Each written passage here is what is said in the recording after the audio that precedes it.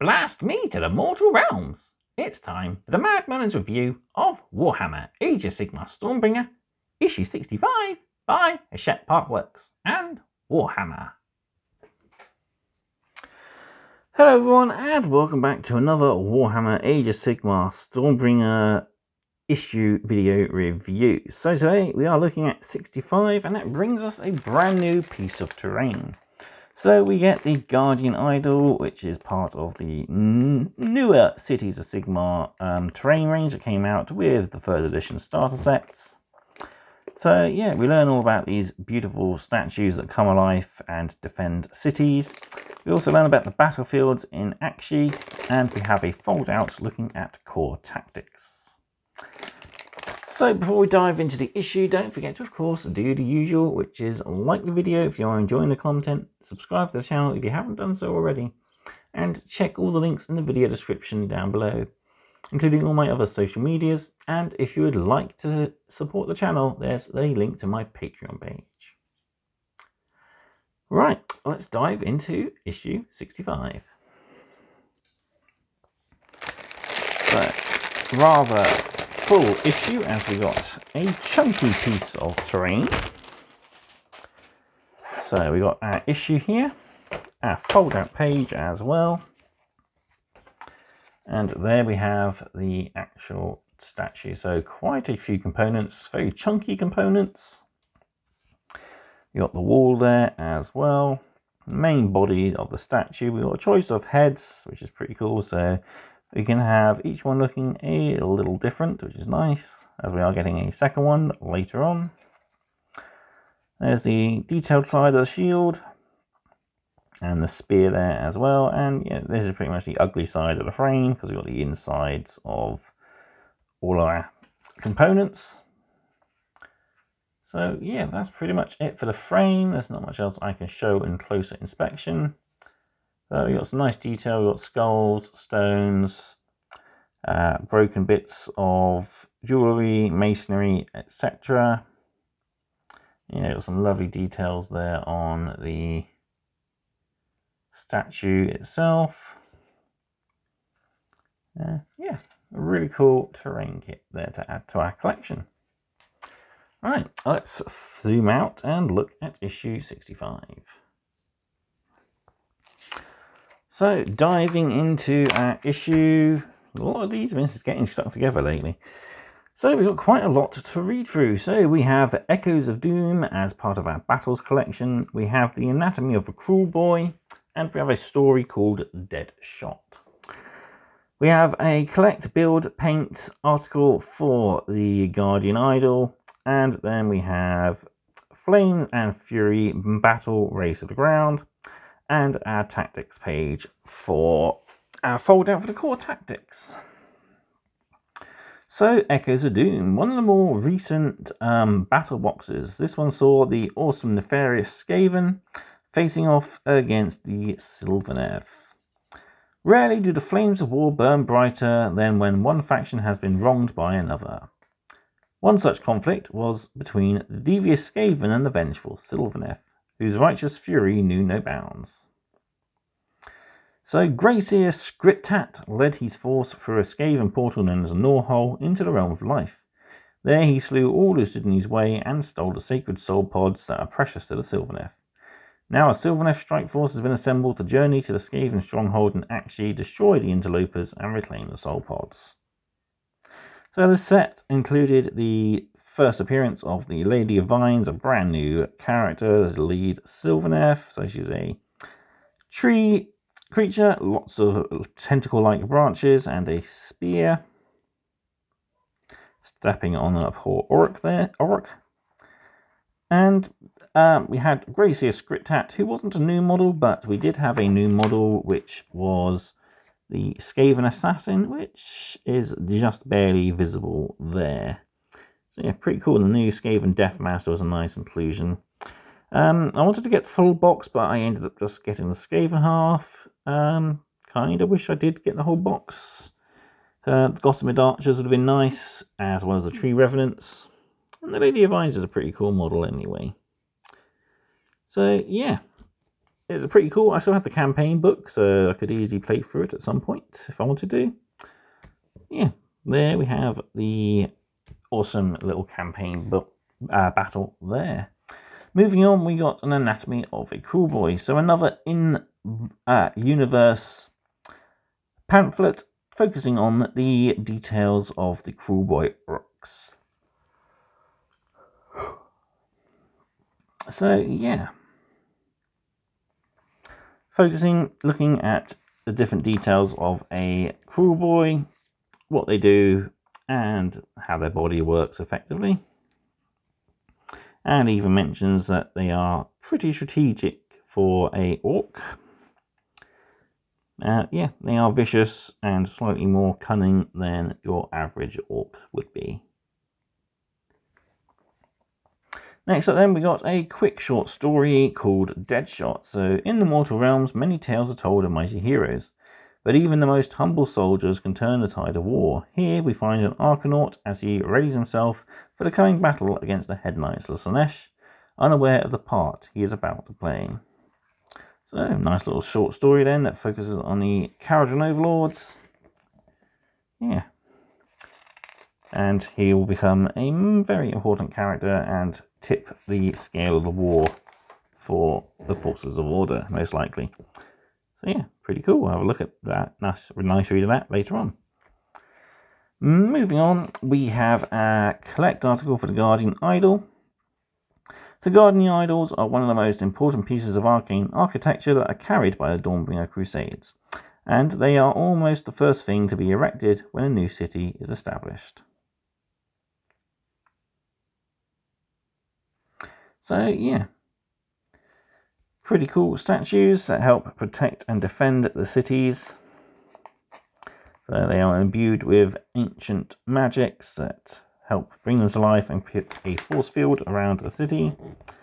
So for our tables, we got one for the site of power where this particular idol has been located, and the particular boon the idol gives. Next up, we got our build guide. So we got to be very careful. We got some fairly fragile components that all link and interlock together. So our plinth here. Then we got two halves of the wall, the base of the wall, and the slots for the plinth. And then we got our idol itself. So we got two heads, one back head. Then we can glue the two halves of the torso together, the shield arm and shield and the spear arm, and we're done. Next up, how to paint a Guardian Idol. So we wanted to put this in sub-assemblies, so we've got the wall section and then the actual idol itself. So we're painting the wall with Corax White before shading it with a Phrenian Camo shade, Agrax Earth Shade as well, just to add some extra depth, and then we're giving a heavy dry brush of Corax White again, before we pick out the earth with Catch and Flesh, Nuln Oil and Wraithbone dry brush.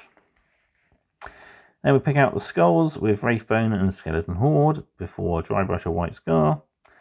The pot with Carntal Blue washed with Nuln Oil and then Texas Blue highlight. For the statue, again, we're going with our Corax White base coat before a Agrax Earth Shade wash all over. So hold on to the bottom half of the sub-assembly, washing the full top half. Then once the top half is dry, swap over and wash the other half. Then we can give a dry brush of Corax White to bring out the raised details a little bit more. Then we can move on to putting on some actual details. So Retributor armor for all the armored areas on the statue, as well as parts of the plinth. Shade these gold areas with Reikland Flesh Shade before we highlight with Stormhost Silver. Then using Corax White, we are picking out all the areas where we have energy that will build up. And then we're going to glaze these with some thinned down Teclis Blue before highlighting with White Scar. Finally, then we got a couple of gems on the helmet on this particular example. So we paint those with Mephiston Red, Shade of Agrax, and that's it because we haven't got any red highlights yet. But there we have our statue for the moment, and yeah, it's pretty awesome and imposing kit. Look good in any battlefield terrain collection. Moving on then, we have our battle, and of course we've got that fold out to look at as well. So, Flame and Fury mission, Razed to the Ground. So, as usual, we're picking 3 heroes and 5 troops on each side, and we have a specific deployment zone set up, and we must take the Guardian Idol in the center there as our battlefield terrain. So 4 objectives on the corners of each of our order deployment zone, and then destruction splits their forces between the 2 ends there. So we score 1 point for 1 objective, 1 point for 2 or more, and 1 for more than the opponent. So hopefully the order side should be able to score these pretty early. And then we've got a special rule, so raise the Guardian Idol. In all, the order units within 6 inches of the Guardian Idol get +1 to save. Destruction units within 6 inches gain +1 to hit rolls when attacking, combat attacks, and shooting attacks. Yeah, pretty cool. Eve and Ian then talk over their choices for the match, and you've got space to record yours there as well. So before we look at the future, of course, we have our fold out to look at. So more core tactics. This time we're looking at spell casting, anticipating your opponent, and shooting. See a nice, awesome Regiment of Renown there that came out with one of the earlier campaign books. They had a Lord Celestant, I believe. We had easy build castigators, judicators with bows, and some Griffhounds there as well. So looking at spell casting, thinking about the spells you're going to use, making sure you're outside of the spell range if you know your opponent has any other wizards, and be wary of miscasts. So inside then we have anticipating your opponent, so objectives and combat, as well as army selection and deployment. So some important bits to read there and think about when you are playing your games of Age of Sigmar. Finally then, we have shooting. So make use of units that can be a dual purpose. So defensive units that can hold objectives and shoot quite easily is pretty good. Being able to move and shoot, so the man skewer bolt boys here are ideal units that can shoot and soften up a target before charging in. And make sure you select the right targets. So you should select your targets carefully to deal with the most effective blow against your opponent. Sometimes this will mean wearing down other units to make it harder for them to hold objectives. Other times it might mean concentrating your fire on that big monster. So in this case, we're ignoring the sneaky snuffers and we're going for that Ale Guzzler Gargan that's chomping it down at us.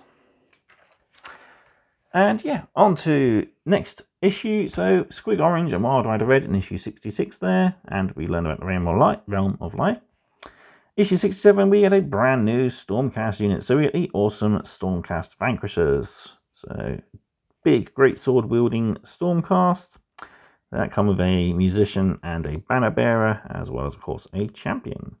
And I believe there's multiple ways you can build this kit as well, as it's a full multi-part kit. So yeah, I'm looking forward to getting that. Might pick up a second one to put a full unit of 10 down on the board. So yeah, pretty cool. So anyway, I'll bring everything back in and I'll give you my final thoughts on this issue of Stormbringer. So there we have issue 65 of Stormbringer magazine. And yeah, it is a terrain issue.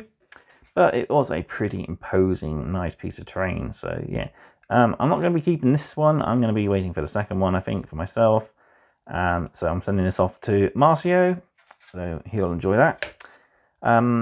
It's probably not a piece of terrain I'm bothered by having in my collection anyway. I prefer having just generic ruins and stuff, as I usually don't play order armies. Those that don't tend to sit around in the cities. Usually it'll be stuff like the Sylvaneth I like collecting, and the Kharazim Overlords I do kind of like a little bit as well. Anyway, it's a nice big centerpiece terrain model to add to our collection, so really cool. Nice paint guide as well, simple and effective guide there and techniques. But yeah, that's all there is. Some nice read articles in there though. So yeah, really fun issue nonetheless. Let me know what you thought of it though in the comment section. And until next time, thank you all very much for watching. Stay safe and happy hobbying. Goodbye.